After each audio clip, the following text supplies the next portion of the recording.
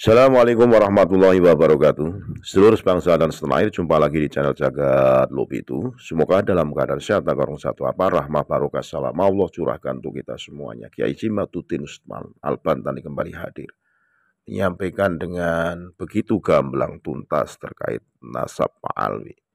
Beliau juga menyampaikan terkait dengan Pak Alwi, jangan sampai masyarakat itu taklid atau mengikuti ala mazhab ketum, karena bisa gendam balwa itu masuk doktrin, timbulnya masabah dan fanatik buta. Tentunya ini disampaikan karena kalau secara kerohanisasian boleh mengikuti, tapi kalau hal mengenai nasab Pak Alwi, tentunya apa yang disampaikan Kiai Maduddin sudah cukup gamblang dan jelas, ditilik dari kitab nasab, manuskrip maupun tes DNA sama sekali tidak menyambung. Lah ini disampaikan dengan tuntas. Pemahaman-pemahaman ini harus disampaikan, jangan sampai umat Islam atau masyarakat itu terlalu mengagumi atas gebiar penampilan tanpa diikuti dengan kealiman. Tentu ini menjadi perbincangan hangat di masyarakat, dan masyarakat harus betul-betul memikirkan dengan kecerdasan akhlak dan bagaimana mereka sama sekali tidak mencerminkan bahwa mereka adalah dzurriyyah Rasulullah SAW. Kita ikuti videonya, bagaimana pemahaman Kiai Maduddin terkait membuka lebar mengenai pengetahuan tentang kenasaban, terutama dzurriyyah Rasulullah SAW. Sekali lagi mohon maaf yang saya hormati. Assalamualaikum warahmatullahi wabarakatuh. Nah, saya ini mengadakan penelitian ilmiah. Benar nggak ini Khabib ini cucu Nabi? Ilmiah itu berdasarkan 3 hal. Pertama adalah dia harus bersifat logis, kedua harus empiris, ketiga harus pragmatis. Logis artinya masuk akal, yang empiris artinya berbasis fakta dan data, pragmatis artinya penelitian ini harus ada kepentingan umat yang diperjuangkan, harus ada manfaatnya. Nah, Ba'lawi mengaku cucu Nabi dengan segala akhlak yang mereka pertontonkan, pendawiran wama syabaha yang terjadi di berbagai macam lapisan masyarakat, bukan hanya di kiai, di pejabat, di pengusaha, termasuk yang paling empuk itu kiai, karena kiai itu husnudonya tinggi, karena manhajnya manhaj ketum. Kalau yang manhaj ketum gampang ditipu, makanya jangan mau kalau dalam nasab ini pakai manhaj ketum. Ama ketum kita manhaj organisasi ikut beliau, tapi manhaj Ba'lawi jangan ikut ketum, karena kita bisa dijajah.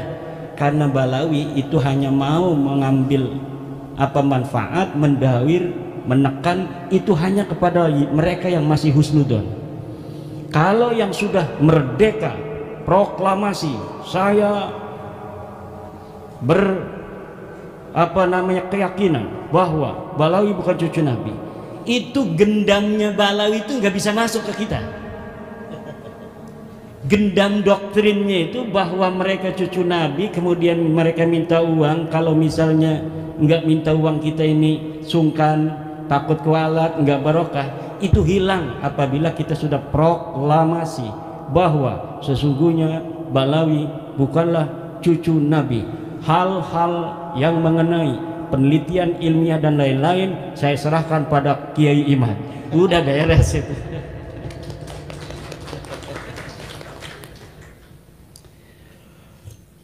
Coba logis apa tidak orang yang mengaku cucu Nabi ini secara data di abad ke-9 Hijriah, 895 Hijriah, mengaku keturunan Nabi, kemudian mengurut nama-nama.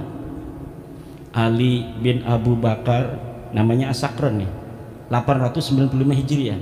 Nama saya Ali bin Abu Bakar bin Muhammad bin Abdurrahman Asgar bin Maula Dawilah bin Ali Saibud Darak bin Ali Al-Ghayyur bin Faqih Muqaddam bin Ali bin Muhammad Sahib Mirbad bin Ali Qali Qasam bin Alwi bin Muhammad bin Alwi bin Ubaid bin Ahmad bin Isa. Ahmad bin Isanya 345 Hijriah. Sementara di abad-abad itu sudah banyak kitab nasab. Di abad keempat katanya Alwi ini hidup 400 Hijriah, berarti abad kelima. Di abad kelima sudah ada kitab Tahdhibul Ansab karya Al-Ubaidili 435 Hijriah. Tidak ada di sana mengatakan Alwi ini adalah cucu daripada Ahmad bin Isa. Ahmad bin Isanya disebutkan dia punya anak, kemudian keturunan sampai beberapa keturunan, tapi tidak menyebutkan Alwi ini, buyutnya Rizik Syihab itu, sebagai keturunan baginda Nabi besar Muhammad. Ada juga di abad kelima itu kitab Muntaqilah At-Talibiyah kalangan Ismail Toba-Toba. Ismail Toba-Toba itu 470 Hijriah. Tidak menyebutkan juga bahwa Ahmad bin Isa punya anak namanya Ubaid. Ahmad bin Isanya disebut dia punya anak namanya Muhammad, dia punya anak namanya Ali, tapi tidak disebutkan dia punya anak namanya Ubaid. Kemudian kitab Al-Majdi 490 Hijriah karya Al-Umari tidak juga menyebutkan Ahmad bin Isa punya anak namanya Ubaid. Ubaid punya anak namanya Alwi yang jadi Ba'alawi, nggak ada. Kemudian naik ke abad ke-6 yaitu 597 Hijriah karangan seorang pakar usul fikih, Imam Fakhruddin Ar-Razi. Beliau juga seorang ahli tafsir, punya kitab tafsir Mafatihul Ghaib, punya berbagai macam kitab sejarah dan lain sebagainya. Idza utliqal imamu fi usulil fiqhi fal muradu bihi Imam Al-Ar-Razi.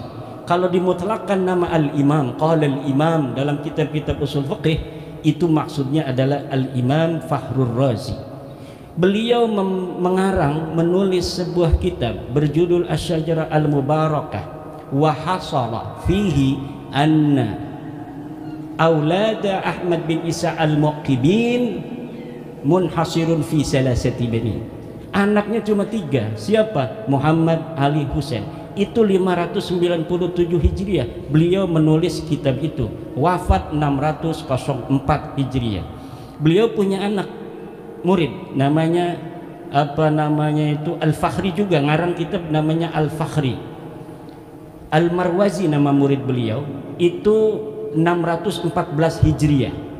Di situ juga disebutkan nama Ahmad bin Isa, dan tidak disebutkan Ahmad bin Isa ini punya anak namanya Ubaid, punya cucu namanya Alwi. Tidak ada, mereka tidak disebut keturunan Nabi pada 614 Hijriah.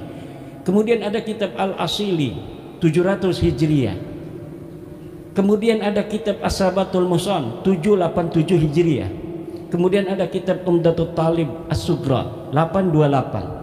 Ada kitab Umdatul Talib As-Sugra karya orang yang sama, Ibnu Ainabah 828 Hijriah. Sampai abad ke-8, abad 9 awal ini tidak ada orang yang menyebutkan ahli nasab itu bahwa Ba'alawi keturunan baginda Nabi besar Muhammad SAW.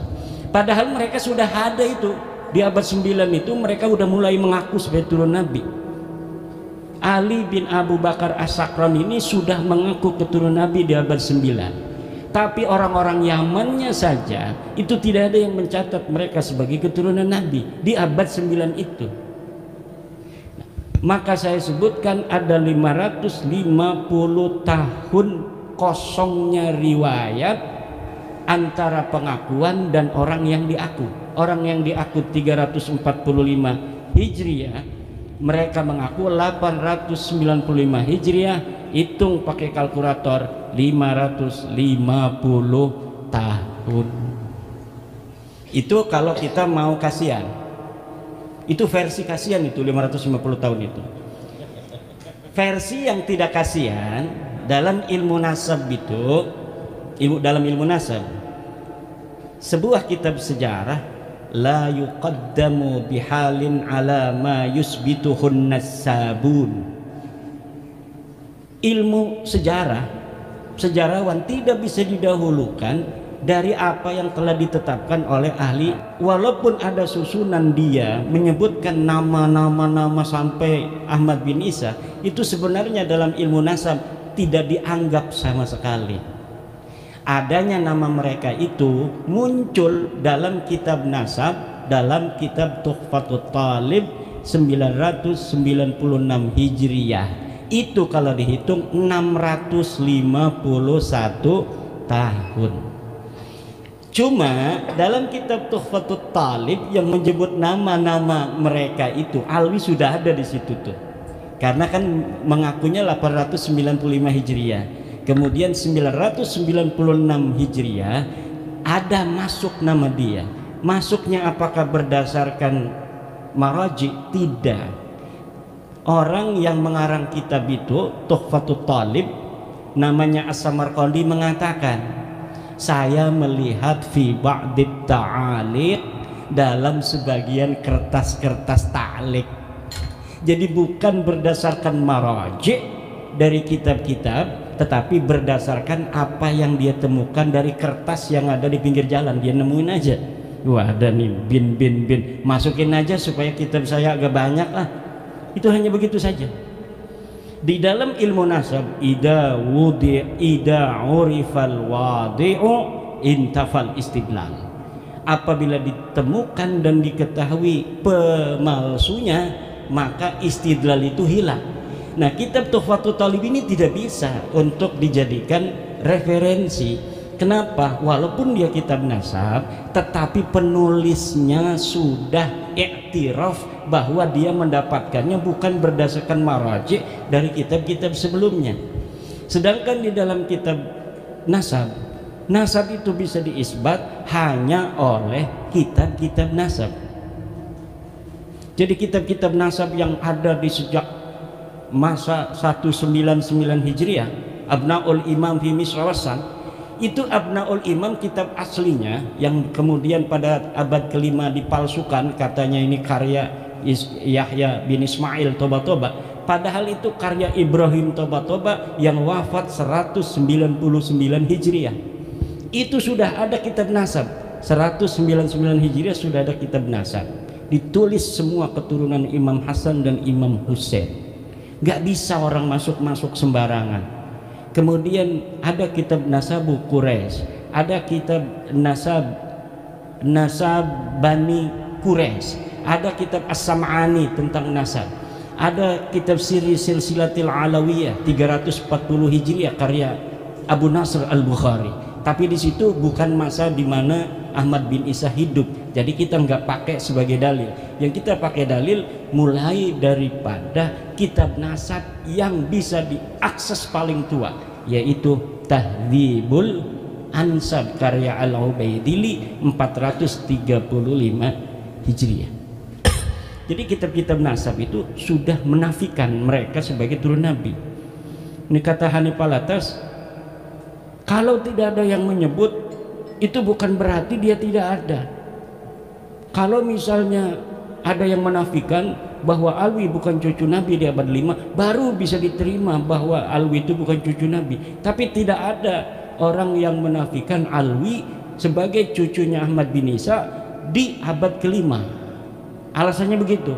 Kalau Kiai Imad bisa menemukan satu kitab yang menafikan katanya Ubaid sebagai anak Ahmad bin Isa, Alwi sebagai cucu daripada Ahmad bin Isa, baru itu sahih. Kalau tidak ada yang menafikan, tidak, kata saya. Coba lihat dalam kitab tauhid yang kecil aja, kitab Syarah Aqidatul Awam. Kitab apa itu? Karya Ibrahim Lakani. Tuhfatul Murid ya. Tuhfatul Murid itu bagaimana?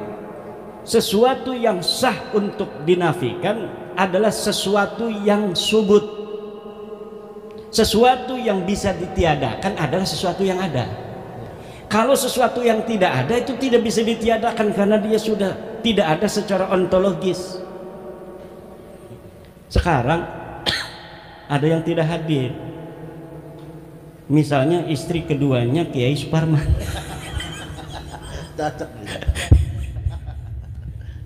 Istrinya ada, makanya saya candain. Misalnya Kiai Suparman punya istri dua, misal yang hadir cuma permaisuri, ada misalnya namanya Mesaroh, misal kok Mesaroh tidak ada. Nah, tidak ada itu karena memang tadinya ada. Tapi kalau memang sesuatu itu tidak ada, maka bagaimana sesuatu yang tidak ada kemudian kita nafikan? Itu dalam teori filsafat itu tidak logis.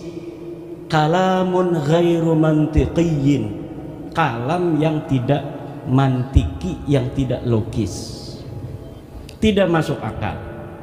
Nah, ini akan panjang ini karena semuanya sudah paham. Nanti kita di dalam diskusi aja bahwa begini kesimpulannya.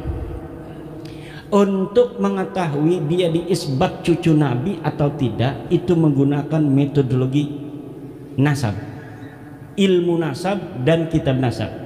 Secara kitab nasab mereka sudah hakul yakin kata Ramai Rama bahwa mereka bukan cucu Nabi.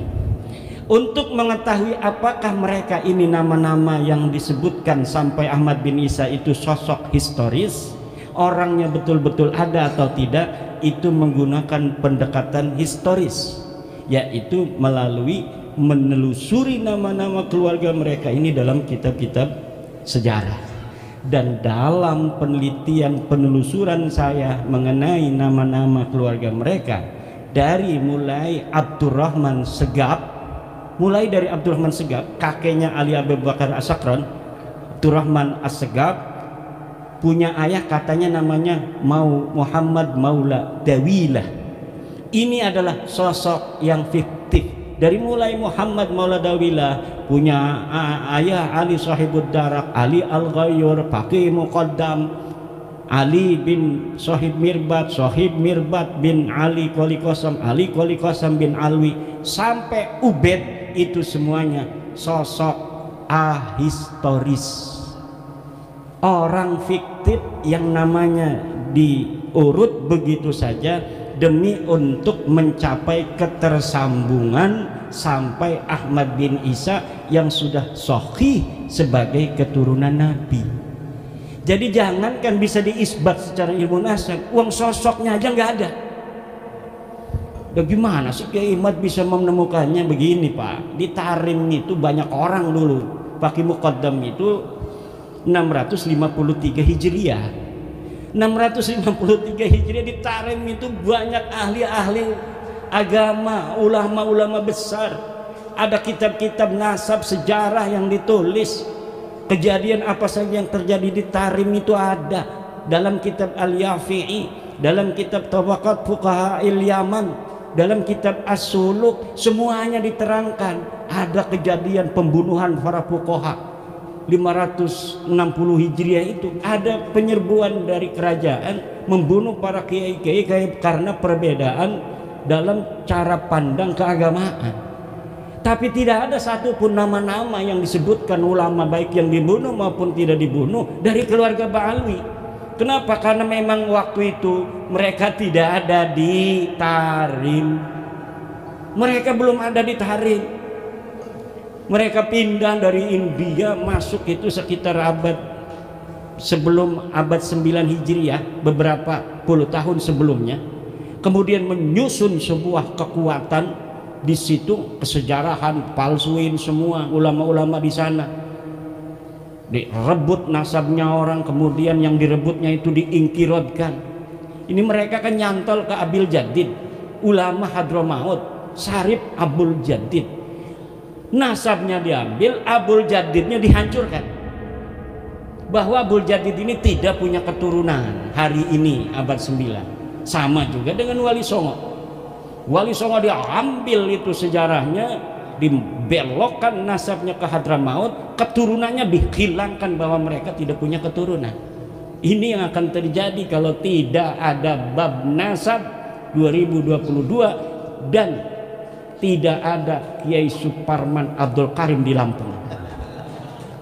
Ini yang akan terjadi karena beliau yang awal-awal ngambil nyamber itu dari Banten. Luar biasa antara Lampung dan Banten, persahabatan yang tiada akhir.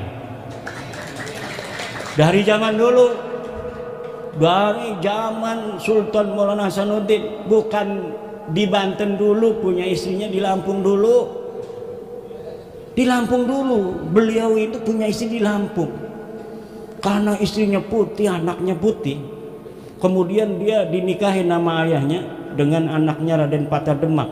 Ya namanya orang Demak kan ya kayak orang Demak nih banyak tuh. Nah, datanglah ini dari Lampung si putih ini. Siapa kamu? Haryadila. Siapa kamu? Saya anaknya Sultan Hasanuddin.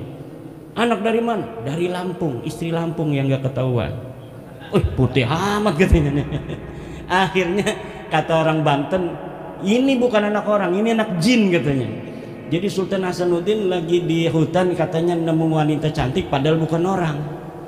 Jadi jin, dia nggak sah jadi sultan, nggak bisa karena bukan sempurna manusia. Itu begitu politik zaman dulu tuh begitu, bikin hoak-hoak gitu, framing gitu, demi agar yang jadi sultan adalah anak dari Banten, Maulana Yusuf. Nah, tetapi persahabatan itu kemudian Maulana Yusuf menaruh anak-anaknya di Lampung. Kemudian Maulana Muhammad Nasruddin perang dengan penjajah di Palembang. Palembang ini lagi mau dijajah nih sama musuh.